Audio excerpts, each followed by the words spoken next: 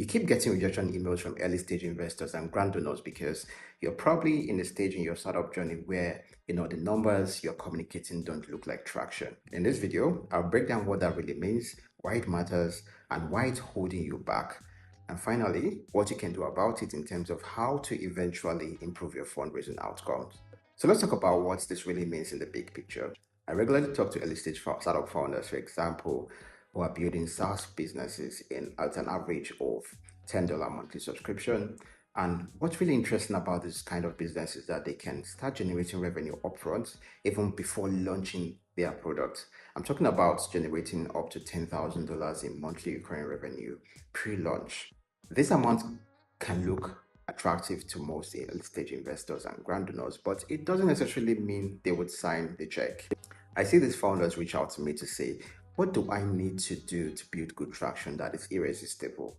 The real challenge is not what they need to do to build traction, but rather how to find the ideal customer that is not just willing, but can afford to pay for the solution they are building. It's easy to find potential customers who might be willing to pay but can't afford to pay. And on the flip side, it's also easy to find potential customers who can afford to pay but are not willing to pay due to a couple of reasons I'll share with you in this video. The reason why this is really difficult for most first-time founders to figure out is that if you have the wrong buyer persona, the success of your sales effort is based on the quality of the customers you are targeting, because the key drivers of your business across operations, marketing, and sales will affect the top level KPIs and eventually affect your North Star metric, which is the metric that influences your revenue. For most first-time founders who have the capital to invest into product development and ensure their products goes live, they spend aggressively on ads, believing that the more their product appears in front of their potential customers, the more they will get sign-ups that will turn to sales. Then they end up shutting down marketing within 6 months because no user is converting into customers. The reason they are first-time founders is they make first-time founders mistakes. The thing is, if you try to skip the basics of building a startup that generates revenue, it's basically having a terrible foundation. It's like building a castle on a foundation of sand. As soon as you run out of cash to push marketing, the users you acquired will start dropping off over time.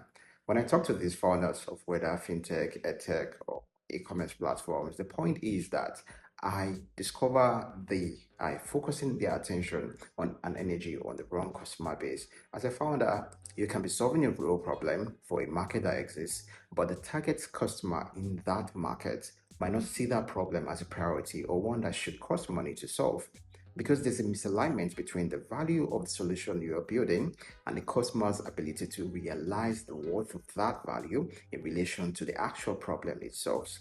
Everything I'm describing right now actually falls under the business term evolving customer persona, ECP. An evolving customer persona is that ideal customer who currently has or will soon have the problem you're solving as a recurring problem, is willing to pay for a solution that works, can afford to pay, and will most likely upgrade their plans over time or recommend your solution to other potential customers. I remember discussing with a founder who had this prop tech idea but was struggling to identify the actual customer to focus on. We're able to create a simple profile for the customer, but we also discovered that there was a different customer segments that we needed to capture. And so this means that in every industry, there are at least two types of ECPs, the high value ECPs and the low value ECPs. And this depends on your business model, whether B2C, B2B, or B2B2C, or whatever. The high value ECPs are usually known for high sales value or volume. They are long-term customers. They do annual subscriptions in terms of SaaS businesses. They have high retention and loyalty. They are very hard to find. While the low value ECPs are known for low sales value, they have inconsistent purchase patterns, they have high churn rates, they are always looking for freemium or discounts.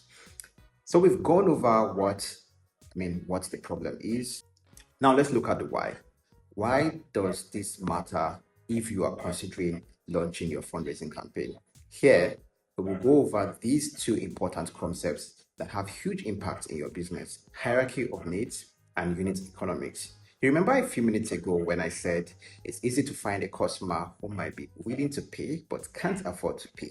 And it's also easy to find a potential customer who can afford to pay but they are not willing to pay.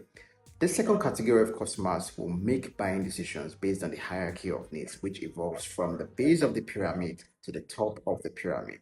And each level of this pyramid has a different context based on the evolving customer persona. For example, a prop tech startup that is building an app to connect people to apartments for rent is solving a problem that exists at the base of this pyramid, which is obviously shelter. They need to consider these two evolving customer personas. One is the tenants who need vacant apartments that they can move into urgently, and the second one is the tenants who need fully furnished apartments with solar installations and home automations for ease of access and convenience. If the app only has vacant apartments listed for the first customer category, the second customer category will churn even when it is obvious that they can afford to pay for whatever fees the platform charges to give users access to their service. The reason is simple: they cannot pay for a solution that does not meet their specific needs. At this point, I feel like I have made my points about customers who can afford to pay for your solution but are not willing to pay for your solution. If you ignore this hierarchy of needs when profiling your evolving customer persona, it will mess up your product development process, the outcomes of your marketing and sales efforts, and eventually struggle to make investors and grant donors understand why you are raising funding without any visible traction. For unit economics, it is imperative that you understand these three elements: cost of acquisition, lifetime value, and expected conversion cycle. Knowing your acquisition cost alone will help you decide whether or not you can afford to solve the problem you have identified. Because one phase you can overcome in your startup journey is to launch your products, and the other phase you also need to overcome is to acquire customers who will use this product and pay you. Knowing this will help you make the best decision that won't lead to spending so much money to acquire the wrong customers in your business. Your customer lifetime value depends on your customer acquisition cost, and this can only make sense when your customers are paying you to cover the initial cost of acquisition and the future cost of acquiring the next customers. And your expected conversion cycle shows how long it takes for your customer to pay you from sign up date. Now imagine if you invest so much money, time, and effort into acquiring the wrong customers who might take longer than they expected, or customers who might churn and never pay you. The negative impact of this can be traumatic to you as a founder. Your team members will lose motivation over time. You might not be able to cover your cloud expenses. You will be compelled to cut down your marketing budgets. You might even decide to lay off your team members. And there's one more: that your dream startup idea ends up being a dream. I've seen a lot of founders who have gone through this experience only for them to end up returning to 9 to 5 in order to cover their expenses.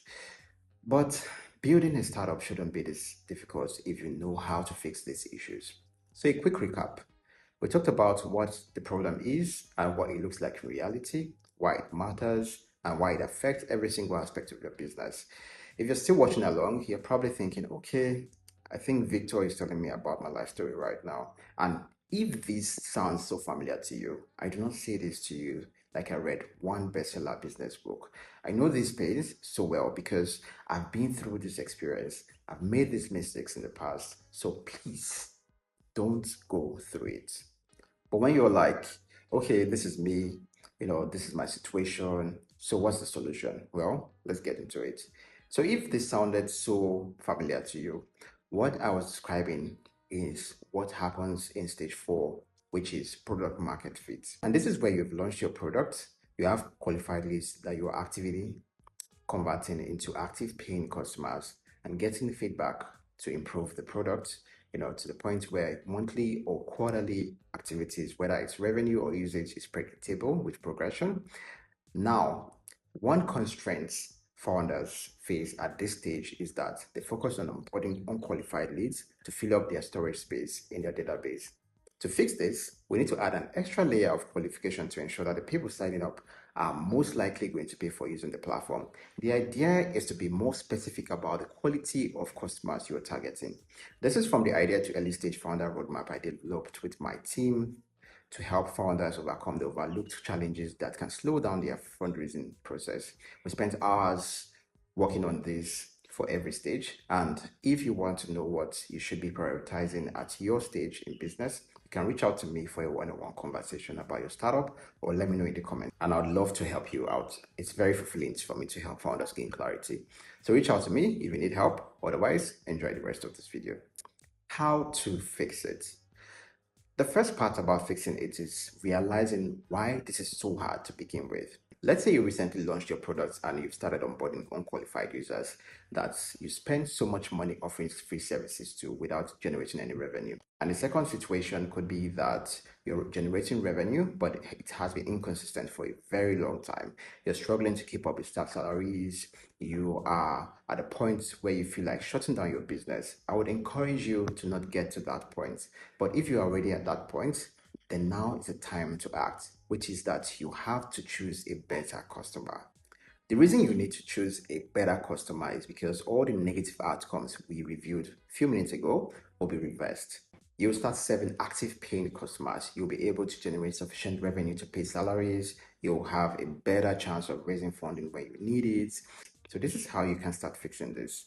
Number one, you conduct a customer revenue analysis.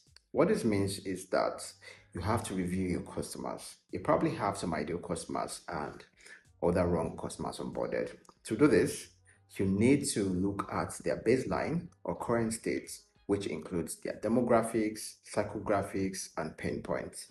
Then you need to look at their benchmark or expected outcomes, which includes future desires, future needs, and future goals. And what you list out as their benchmark should be related to what your products can offer them.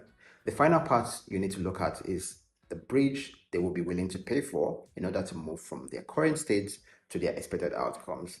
And this is what your product is expected to serve as. This is the point where you have to decide whether or not you're solving a real problem or an imaginary problem. So when you know where they want to be and how your products can serve as a bridge, you then need to redefine your evolving customer persona, ECP. Some people call it the ideal customer persona or whatever. Once you have your ECP defined, you need to make it reflect in your positioning and messaging. And what that means is that your web copy has to match that type of customer, your marketing content has to match that type of customer, the onboarding process or onboarding experience should be designed for that type of customer. Your sales team should not be allowed to schedule sales calls with people who are not in that customer category. You need to be able to say no to the wrong customers and say yes to the right customer. That means you have to design some form of qualification using a waitlist that is transparent, and that waitlist makes up your market force. And the next thing you need to do is to limit your supply. This might sound really impossible, especially for software businesses where anyone in the world can easily sign up without restrictions. Now you need to place that restriction. You don't want to run a business that has unqualified users occupying your cloud storage space without paying you. They can stay on your wait list, until they decide to evolve into becoming your ideal customers. It's basic economics. When supply is limited, demand increases, and only the qualified customers will successfully get access. You can make your waitlist transparent with a WhatsApp channel, a Telegram group, an open forum, or a newsletter. When you make this transformation in your business, you will not only build good traction, but you will have an easy fundraising experience. You might want to go back and take screenshots of some of the steps and points I've shared so far and reach out to me if you need me to assist you. Cheers.